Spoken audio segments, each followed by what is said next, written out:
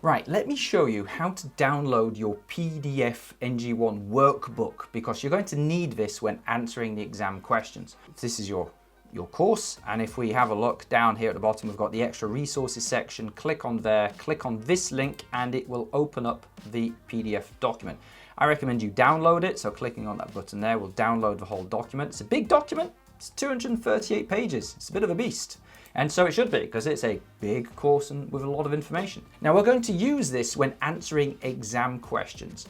And there's two ways of finding information in here. You can either use the table of contents. So hopefully here we are, table of contents. Hopefully you know roughly where the topics are. So if you were to get a question, say, on the financial costs of an accident, you would look in here in morals and money. And if you click on that, bang, that'll take you straight to that particular section there. And you might find a load of information on the financial stuff. So here, you know, we've got the whole business case for health and safety, we've got the costs, we've got the insured costs and the uninsured costs, and you know, you could just zoom in on that and you'll find a load of information. And you've got it all in here as well, written out in more detail. Now, sometimes you might not know where something is in the table of contents, and you might get a question where it's just not obvious on the table of contents where it is. Let's say you get a question like, comment on how the local authority inspector exercised their powers for 10 marks. And you look at the table of contents and you're like, I don't know where that is. Well, you can use the find function. So if you're using a Windows device, you do Control F and so that brings up the search function there. And I could just type in powers and then I could search, and I've got quite a few references to powers. And what I'm looking for is a list of powers. And well, here I've got them there. Enforcement agencies have powers that are far greater than the police. And so I could read through this and look, I've got, oh, there's a whole slide there. Powers of enforcement agencies. Wonderful. So there, I've got 8 powers. And so all I need to do is go through my scenario and find all of the things that the local authority inspector did, and then compare that to the powers which are on here and say, well, they visited the premises, and they do have the power to visit premises. They have the power to inspect premises, and they have the power, if we have a look in here, we've got some detail. They have the power to enter premises at any reasonable time. Later in the scenario, they do an investigation. Fantastic. Well, they've also got the power to inspect and investigate. We've got it there. And in that process, they take photos and pictures and statements, and all of these are powers. And so you're going to use your course materials to give you a bit of an idea as to the things you should be looking for. Now, be careful here. Be careful. Copying and pasting the course materials into your exam answer sheet will not get you marks, period. This is generic information, and it doesn't apply by itself to the scenario.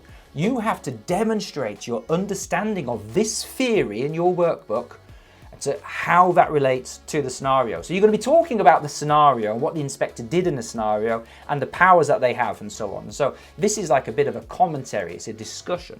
So you're going to comment on how they've got the power to seize things and how the inspector seized some equipment, and we can see that in the scenario. Now, sometimes your course materials might not have a nice, simple list of information you need. Sometimes the question is quite broad, and it might draw upon a wide section of the course materials. You might draw upon, say, 5 slides, 10 slides, you know, maybe 15 pages, where there are snippets of information that you need. All right, listen, no one said this would be easy, okay? We can't write course materials that cover every single possible question in one slide, unfortunately.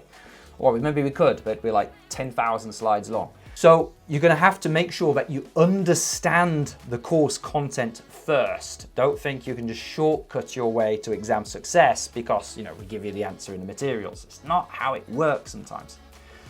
Sometimes you might be able to use Google. So, you know, let's say if our course materials did not have a list of powers, you could just go onto Google here and just type in powers of HSE inspectors or powers of local authority inspectors.